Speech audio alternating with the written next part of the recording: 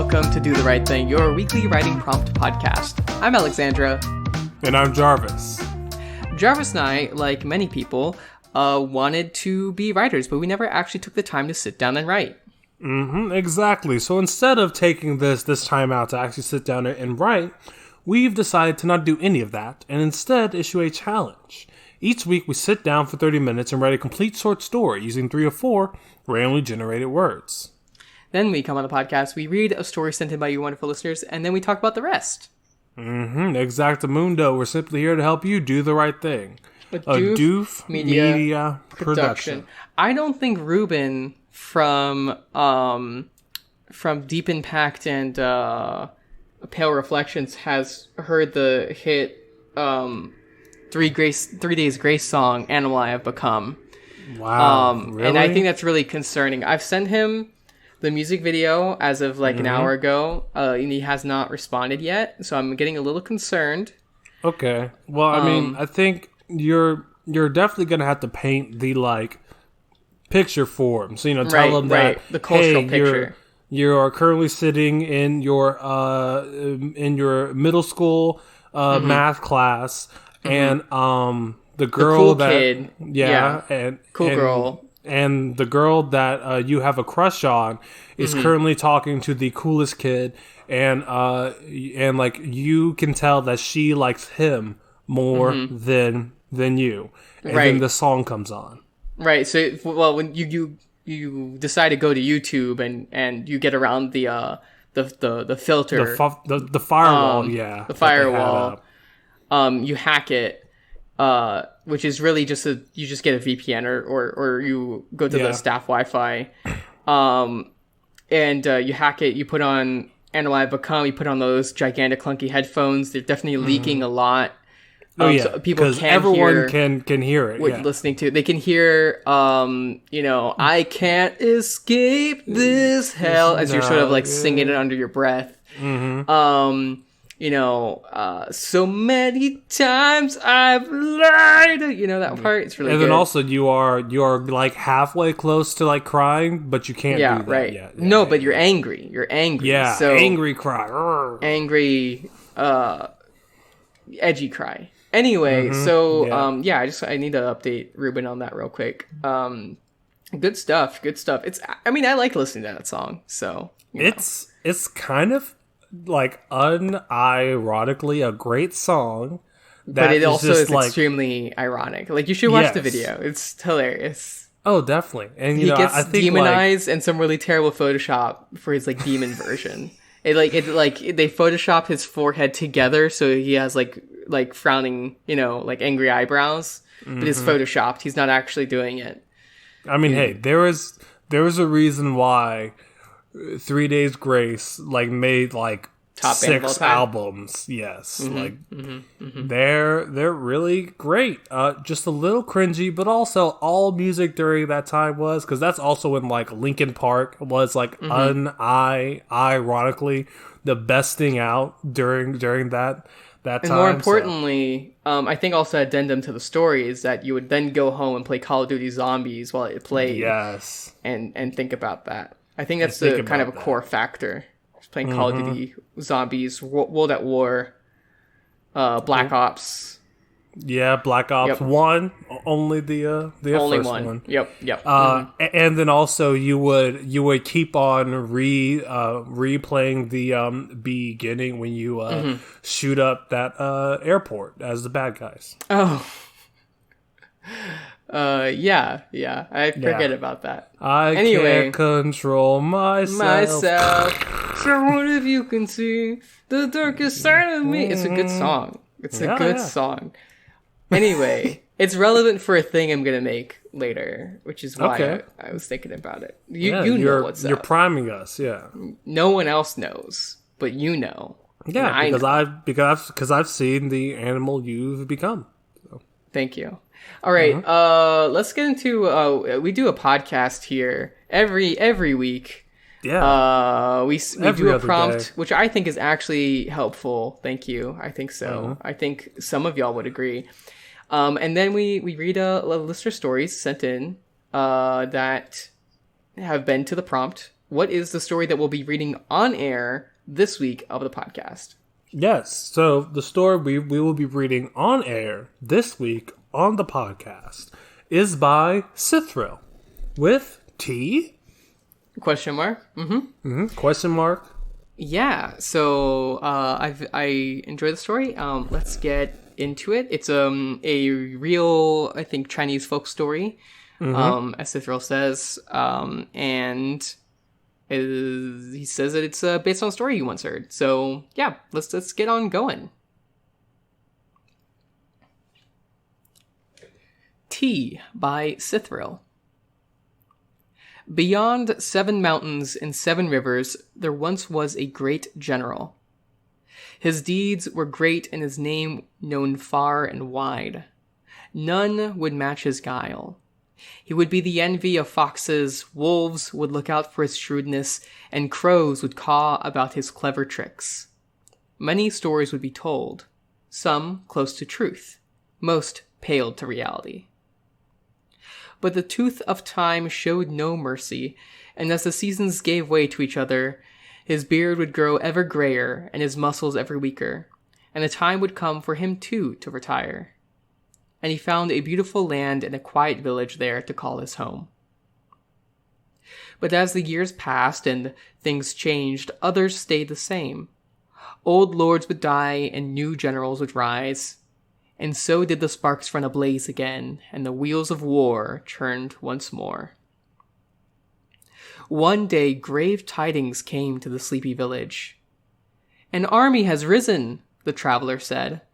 "They're headed through this land. Those of you with good eyes, just find a hill and look. You'll spot them not afar." And so the old general would not be daunted and would not rest. He cleaned and oiled his old armor. He trimmed his beard, now only flickered with dark, into the style he once wore. With his armor donned, he told the villagers, "Run! Hide, all of you! Not a single soul will show themselves!" It was well past morning, and the army was getting close. He found the tallest roof on the edge of the village and climbed atop. And with him he brought a simple tray, with a pot of water, a handful of glowing embers, and a few cups. And waited. Not long passed, and the first scouts rode nearby. 2 they were, and they were bewildered by the experience. A silent village was before them, only disturbed by the rustling of the wind. And atop a roof sat an old man in armor, preparing tea. With a joyful voice he waved at them. As one of the scouts went to come closer, the other grabbed him by the shoulder. He muttered something to him and pointed at the old general. A few looks back and forth, and a few muffled words later, they turned and left. Not long after did the vanguard show up, and from it riders in the fanciest of armor went forth and looked up. The old man raised his arms in greetings. "Tea?" he shouted, for they did not go close. One of them rode up to the most prominent of the host. "It's him, Commander," he said. "The scouts were right." The young general replied in a grunt. He sat on his horse for a while, taking in the whole of the scene. And then he said, "This is a trap. Cancel the march." He raised his gaze up to meet the old man's face again, his arms still stretched, still offering a cup of tea. "We'll give this place a wide berth," he concluded, and turned his steed to ride away. The old man sat there a while, the cup still warm in his hands. The host was gone. Then it was silent once more. "Tea for one, then, eh?" he mumbled, and toasted to victory.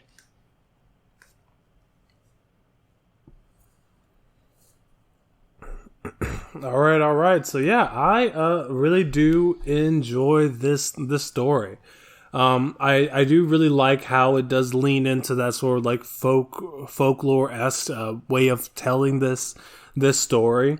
I enjoy the beginning a lot when it just really shows this passage of time, like old lords dying, old lords rising. and it really gives us like a really great picture of this like time period. As we get to the like ending, I really do enjoy this character of this like old man. How he's able to trick them and leaving simply by looking very meek. So yeah, I mean, overall, I think this is a really great story. And apparently is based off of real life, so even more interesting.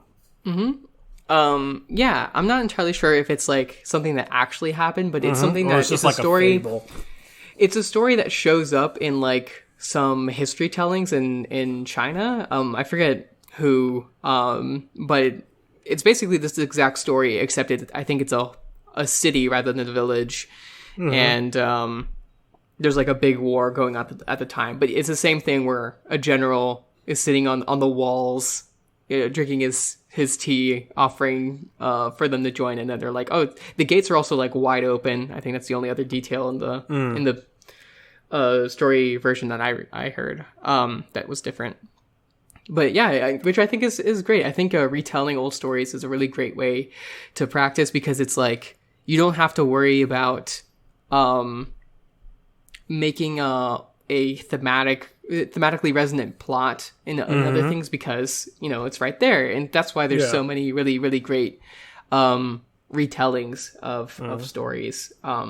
And I mean, with that, you can just focus on sort of executing it, and the craft that goes into how you choose to tell this story, instead of focusing on point A, B, and C, which is a really great practice.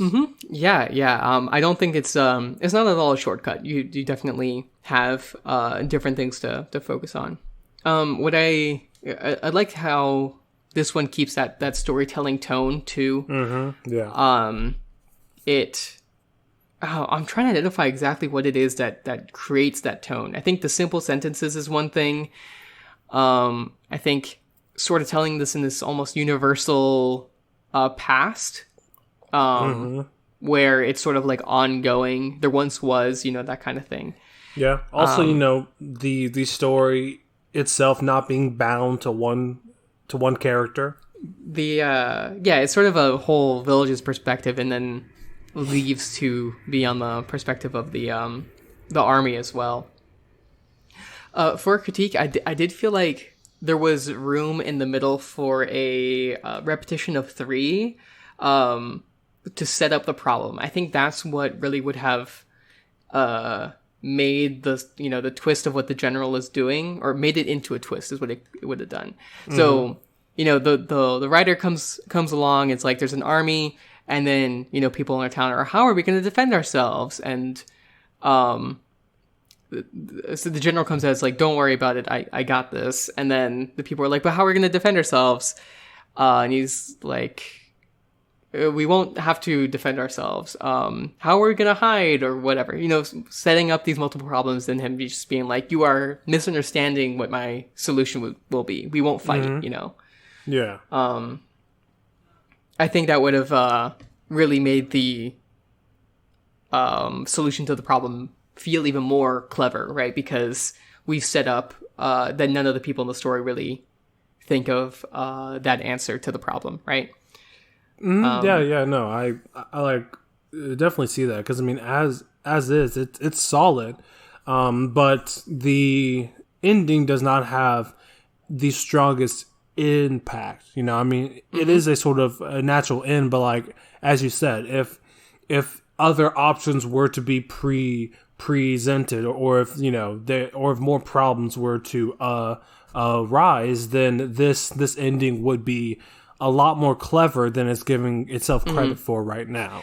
Yeah, and there's a couple of different ways that it could be done. It's just like a lot of these kind of old stories have that 3-beat repetition of the trials and failures. So, you could either have, the villagers asking how are we supposed to defend ourselves? We don't have any weapons, and or things like that. Or they could actually be trying to do the defenses. The general says there's this army approaching, and tells the villagers, go out and then lay these traps. And then they're like, yes, we laid the traps and we got a couple of them, but it wasn't enough. They're still coming, you know? And then the general gives another potential solution that does not work.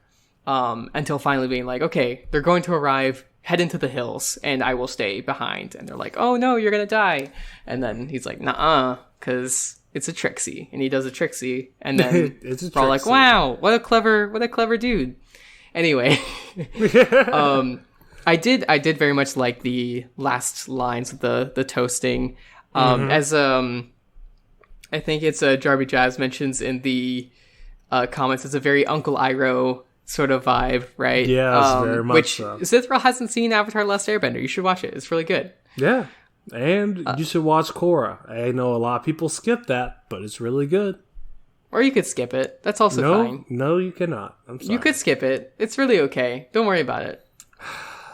We're going to talk about this later. Okay. See me in my office. Okay.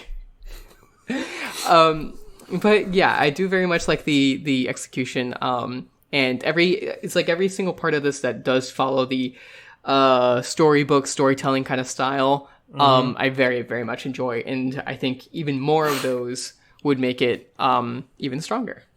Yeah, definitely. But thank you very much to Sithril for allowing us to read your story live on the podcast.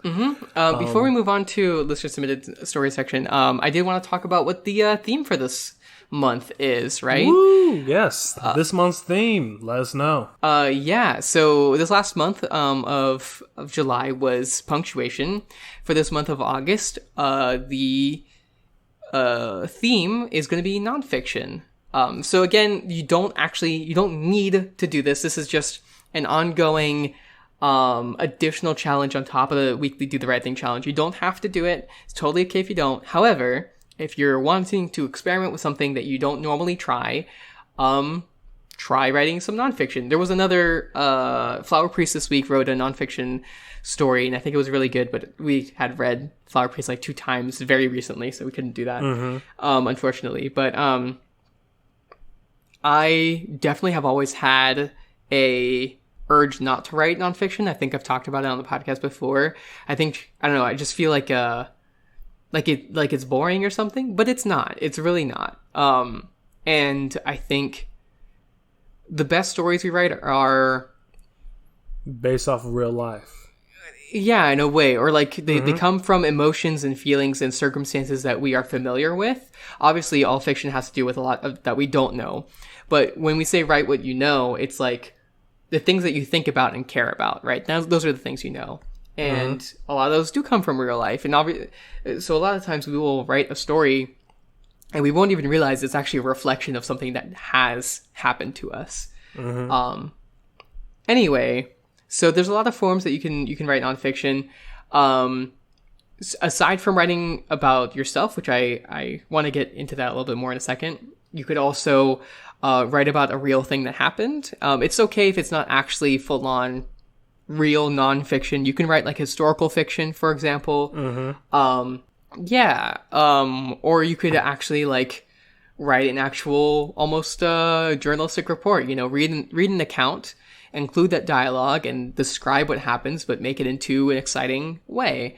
Or even write about some natural phenomenon or something that actually happened, and by the way that you write it, put in some themes and feelings, right? You could describe, like, this is just a random example. You could describe a supernova, right? Supernova that actually happened, what it looked like, what actually happened. But the way that you write about it maybe has stuff about new beginnings or something about light or whatever, right? Some sort of feeling. I think the natural world is a good example for this, historical stuff.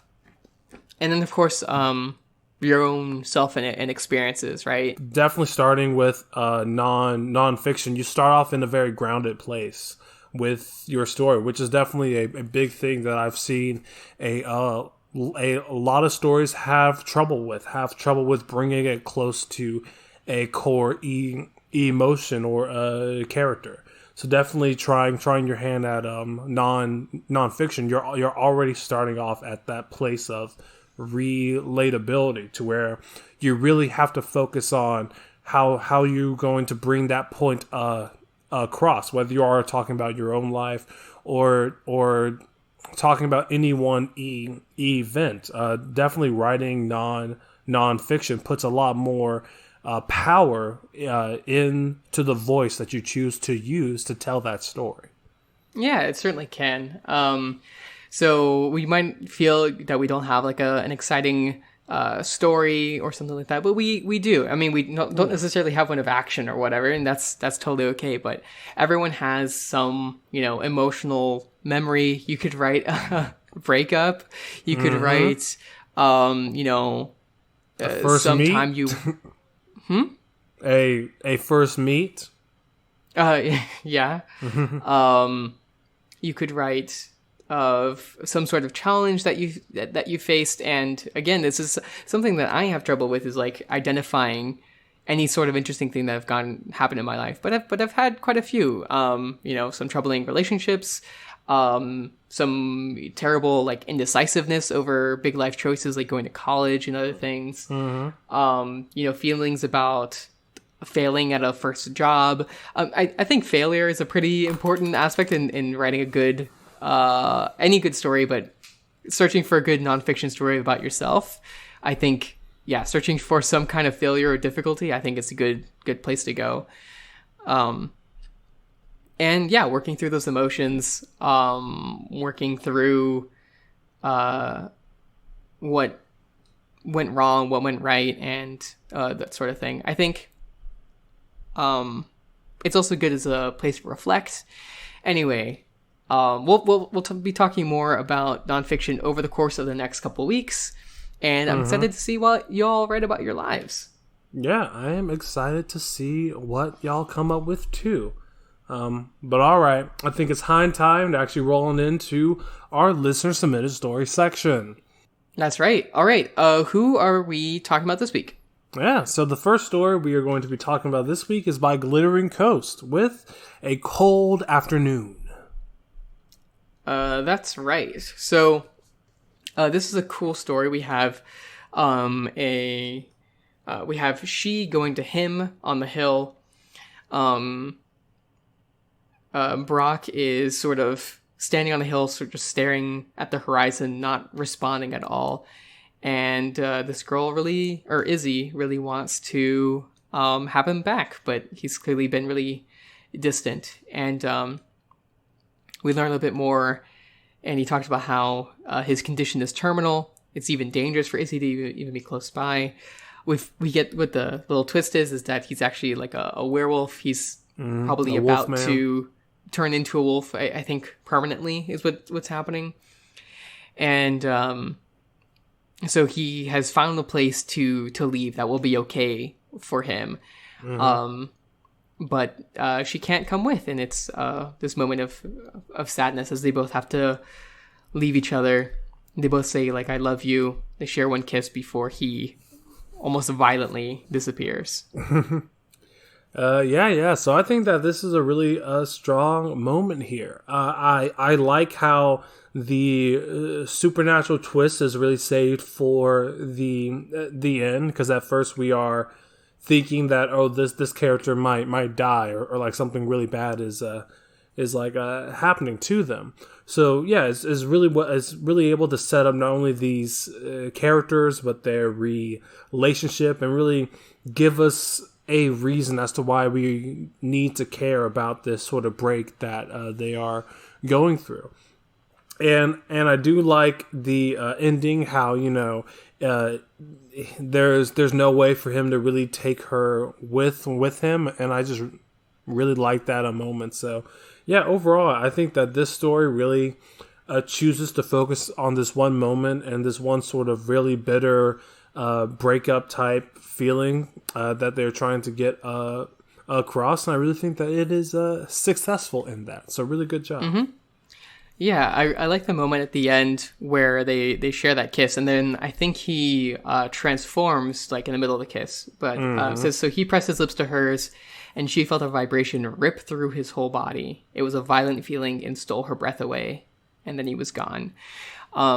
I wasn't sure exactly if he just like vanished or if he turned into a wolf and then like ran off. But I really there was something about that violent sensation at the breakup that kind of really, I don't know, it had a lot of substance to me, you know? Like weight. So I very much like that that supernatural, you know, fictional thing reflected sort of the emotions of that moment.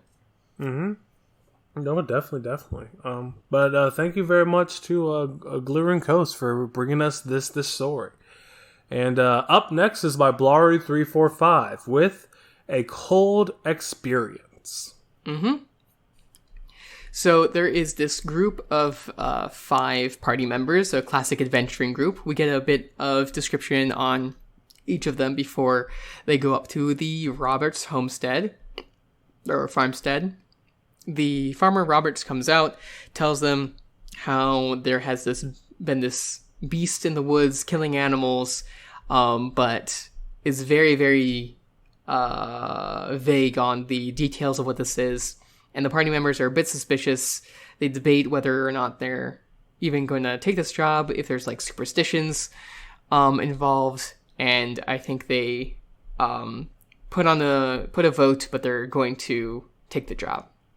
So I really do enjoy this story. I mean, of course, it is a beginning of a journey, but I do like the sort of mystery around whatever this creature is, and it does feel that I think it's Samuel who seems to be holding back some sort of information. But I do really like this setup of all of these characters, while also hinting at, of course, some sort of magic happening in the background here. But I mean, overall, yeah, I think it's a really solid beginning to a wider story that does a really good job at setting up multiple characters. So really good. I'll echo what Sithril said, that it was interesting that there was a difference between like the magic that these characters had, right, of a mage and enchanted axes and whatnot, and then the superstitions of this farmer. So I think there is like a contradiction there, but that doesn't mean that that's like something that has to be fixed, you know? That's something that I would like to see just a bit more information on like what is the difference between, you know, actual magic and these superstitions, right? And sometimes superstitions can feel a little bit darker, creepier, and I think that's sort of the sense that we're getting from this, you know? Like, maybe superstitions about these evil creatures, it's more about like curses and like souls and things like that. But I was interested in knowing the differences. I don't think we need to know it in this story necessarily, but it was interesting. No, yeah, definitely. But all right, up next is by Sarah Penguin with Punctuation. Yeah, so this is a basically a love poem that uses a bunch of metaphors using punctuation and also like puns with it, which is fun. Mostly puns, which is great. They're very fun wordplay. Like I would dash from now to forever, and now to forever, the 2 is a hyphen, up the hill of love for you. You can quote me on all this. It's cute. I liked it a lot. Yeah, just a cute little punctuation, figurative language love poem. But yeah, I mean, I really like this sort of poem. You know, it is definitely hitting this. It is definitely hitting last month's topic on the head, filled with nice little puns, filled with a lot about punctuation, and I do like how there is a constant change in punctuation. I mean, some lines are questions, some lines have a exclamation point, and I do like how just, you know, what you were doing here with how this poem really looks physically, and really honing in on those punctuations. So I mean, overall, I think that this is a really great entry that definitely fulfills last month's prompt to a T. So really great job. I thought it was a It was fun and cute, and I think it's good to experiment even with puns, but also with experimenting with punctuation, as Sarah Penguin does in all of these lines. Yeah, definitely. Well, all right, up next is by Flower Priest with The Silence. So this is a great nonfiction story, and it feels like fiction reading it, but Flower Priest talks about how it's not afterwards, which I thought that was really cool. We would have read this this week to fit the new theme for this month, but I think we read Flower Priest last week and like 2 weeks before that or something. So I feel like probably should not do 3 in a row, basically. Anyway, but this is a story about how there is this foreign worker at a ski resort just being a janitor, and how they used to be more of like a germaphobe, and now they just take pride in the work of cleaning. And that's what a lot of the story is about. It's about, yes, this is not a job with a lot of glory, but it's satisfying. It's satisfying to feel like you are actually getting things done. When a janitor cleans a room, it is clean afterwards. It's a finished action. They've improved the world in a small way, and they reflect on their life about how, you know, their parents probably wouldn't find a lot of pride in this, but their parents probably wouldn't have a good connection to the reality of the situation anyway. They've come to America, which their parents would be happy about, but would they actually be happy about the specifics of what it is like to be in this country? So I thought this was a really cool reflection, and I think Flower Priest does do a really, really good job of translating their experiences into an interesting story to read. I mean, yeah, definitely. I really relate to the sentiment of this story, and I think it's like perfectly focused on the lived experience of this character, and really everything that makes up the reasons as to why they are fine with janitorial work. And I mean, even beyond that, what they see in the work beyond just cleaning. So yeah, I think that this story is just very well put. I really do love the prose. I like how there is enough going on, enough that we are able to really witness and see, while also still being deeply within his main character's head. So yeah, I just think that this is a really strong story overall. That I love reading it through and through. Yeah, so I really like the story with, and I think this is a great example of what you can do reflecting on your own experiences, where it's not the scene is literally just cleaning up some rooms at a resort and then taking the bus home. That's it. But yeah. I think it's very deep. It has a lot of really great reflection on their life, and this is exactly the sort of thing that I hope a lot of y'all start writing in the coming month. Yeah, definitely. But thank you so much to Flower Priest for submitting such a great story. And our last story for this week is by Jarby Jazz with 3 Isn't a Crowd? ? So this is with that ongoing series with the Fleshcrafters and such. In this one, we are in Estee's perspective in the abattoir, which I think is where they keep like cow bodies, I think like so. Before they start butchering them, I believe. I'm not entirely sure.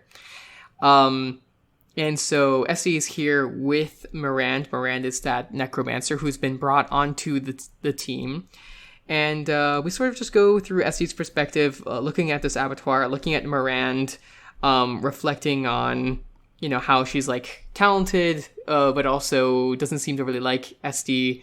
And Esty, Mirand tells Esty how she's like always like in her head and not actually thinking about the reality that most people are in. And then they investigate the mystery a bit more, and we just get a bit more on what their relationship is like, how maybe they are having a little bit of a grudge toward Captain Harris, who killed Mirand just a couple of stories ago. And yeah, it's just a good character moment between these two. Yeah. I really enjoy this. I mean, of course, this is part of a much larger series, so we already get all the characterization of all of these characters that we really need. I do like the back and forth between this character of Miranda and Esty. You know, I think they do have a really nice back and forth overall. And yeah, I just think that, you know, this is a really solid entry in this larger series that does provide a bit more world building, but it's just, you know, pushing the story forward. And I do like how, you know, it seems that there are hints of either SD or Harris being charmed in some kind of way. So yeah, I think that is a very nice touch for this story. But overall, really great job. I like the additional touches about the like organs that flesh crafters are likely to pick up, and how that we're using that to solve the mystery a bit more.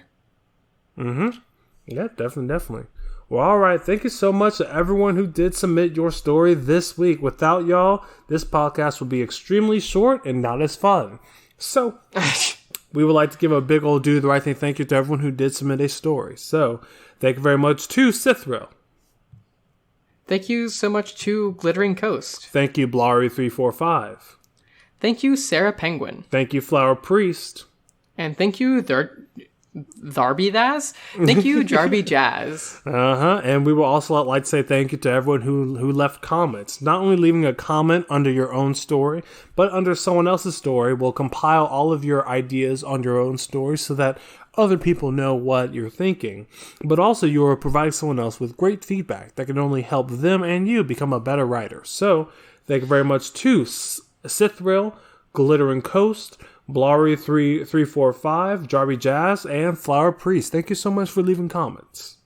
Yeah, there's some great back and forth all throughout the thread this week. Some people in the Discord were, you know, feeling a bit reticent about leaving comments because they don't feel that their comments are always like you read a story and you don't have a super insightful thing to say right away, and that's totally okay. Is the thing. Even just leaving a response at all, you know, tells the author, hey, someone read my story. And even if it's a vague thing of, you know, I like this or I didn't like this, that's still, it's something. If you can do just a little bit more of, I like a particular section, or dislike a particular section, or felt this or that, I think that is immensely helpful. So even if you can't go into details and talk about, you know, particular beats of characterization or phrasings and whatnot, just conveying your feelings and reaction to a story is still very helpful, I feel. Oh yeah, definitely. If you want to be like all of these wonderful writers and submit your story to Do the Right Thing, you can do that by going to Reddit at /r/Do the Right Thing. All you have to do is sit down for 30 minutes and write a complete short story using 3 or 4 randomly generated words. That's right. You can also send us an email if you don't want to post it on the subreddit. You can send your story at rightthingcast@gmail.com. And if you want to see the words as soon as they come out, the best way to do that would be to follow us on Twitter at rightthingcast. Exactly. And if you want to support us and everything else happening at Doof Media, you can do that by going to our Doof Media Patreon. All you have to do is donate $10 or more per month to not only get access to the ability of voting in anything upcoming in Doof, but also access to exclusive bonus content. That's right. As we mentioned, the ongoing series of The High Ground, which is one of our funniest podcasts, probably competing for the funniest podcast slot alongside What You Say, and at this point, I think Pale in Comparison. They're pretty funny. Which is two sisters reading pact while having the knowledge of Pale, as well as sometimes including their mom in that series. I know I've mentioned a bunch of times, but it's great, y'all. It's a good time. I'm not fully caught up on it whatsoever because I have not been driving at all, so I don't have a lot of time to listen to podcasts, which is really almost like hypocritical. I feel like what should I do instead, Jarvis, to give myself more podcast time? What should you do to get more podcast time? Maybe I should finally exercise for once in my life. Do you think that I should do that? Yeah, you should do that because then you'll get plenty of hours. Also, if you go into a cryogenic chamber, you have nothing but time. So you can listen to all of the podcasts. Yeah. That's true. I need someone to transcribe all our podcasts, and then I will just download it to my brain, and it'll be a lot faster. There's, of course, a bunch of other things going on. This Friday is the Doof Book Club on A Long Way to a Small Angry Planet. Woo! And then on Saturday is the Doof Game Club on the game Into the Breach, which is a really, really good one. And there's no spoilers, really. It's just a good game to play, so I think that's a really great one for anyone to check out. And of course we have a bunch of other things going on. There's a Doofcast coming up on Lion, the Witch, and the Wardrobe. I'm excited to listen to that. And all the other things going on at Doof Media. Go check out the Doof Media calendar. Go check out our feed. Maybe there's a podcast episode out there that you haven't listened to, but you might really like. If you haven't just scrolled through the Doofcast catalog, you should do that because they cover a lot of really cool media that you've probably watched. Exactly. Well, all right. I think it's time to roll into next week's words. Can you tell me what next week's words are? I certainly can, Jarvis. The words this week are negative, fence, arrow, and develop. Okay, so negative as in something that is not pleasant or positive. It could be a emotion or a situation. Also, if you want to go into chemistry, there are positive and negative charges. What was the second word? All right, the next word is fence. Fence. Oh, wow. I was completely... Like I'm sitting on the fence. Yes. So yeah, fence, it is a construction that divides two things. Sometimes there are chain link fences. Sometimes there are white picket fences. It's basically it is a divide that typically surrounds something that is important. It's kind of like a not serious wall. Yeah. It's kind of like a wall, but wall. Not a big deal. Yeah. It's a wall that you can probably get around pretty easily. It's like we're not gonna putting up a wall is way too much. We're not gonna put up a wall. But maybe we'll put a little bit of fence. A little fence. Don't worry about it. Yeah. Just a little guy, little fence. Just a little blockage. You can sit on the fence, which is that you aren't deciding which side of an argument to be on the fence. Same thing. Yep. I said that just now. Well, you said sit on the fence. Okay. Yeah, on the fence. Yep. Yes. But what is the next word? Next word is arrow. Arrow. It is a very popular TV show on the CW. It is also a projectile. Typically, it is propelled by a bow of some sort. Also, arrows point at certain things. There are arrows on stop signs. Are there arrows on stop signs? Yeah, there are. Like the green arrow to let you know that you can turn. Well, those are stoplights. I'm sorry. Yeah, okay. Wait, okay. no, but I forgive you. But there are also arrows on signs, not stop signs. On signs, but not stop signs. Yes. This is a very particular. Wow. The next word is develop. Develop. Human development. It is the process of going from one thing to another, typically becoming better as you go. You will develop your skills when it comes to a certain language, going from being able to develop land. Yeah. Get rid of that pesky trees. Yeah. Dirty those trees. Pesky indigenous people. Yeah. And putting a glorious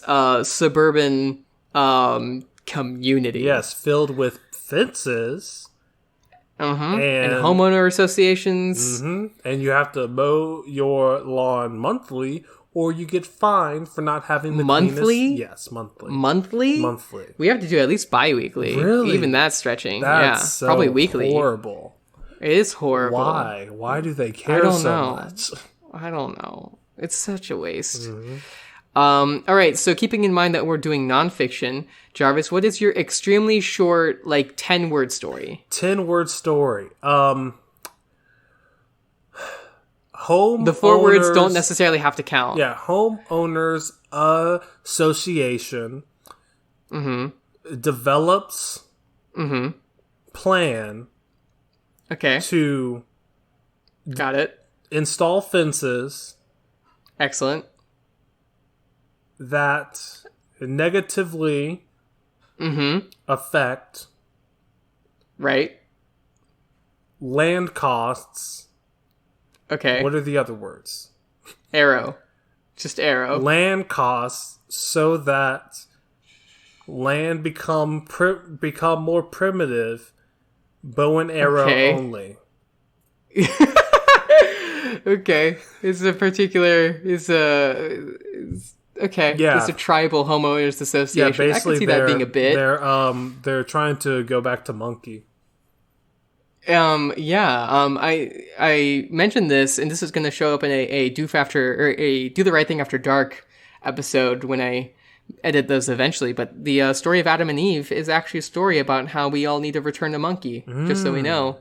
Yeah. All right, my story, just to finish off, we're talking about someone had a negative association with the term development because this one sports authority developed a sports thing right across the fence, right on the other side of the fence from their house. And they positioned the arrow shooting range literally right towards their house. And so 3 times, as they went out to get the paper, they were nailed in the neck with an arrow. Wow. 3 times. That's 3 separate horrible. days. Yeah, it sucked. How'd they... 2 of them were in a row, actually. It was two in a row that? and then a couple weeks. Wow. Oh, it's no big deal. They just pulled it out. Okay, yeah. They were already holding newspapers, so they just applied the paper to the wound. Okay. Shook their fist, you know. These darn arrows.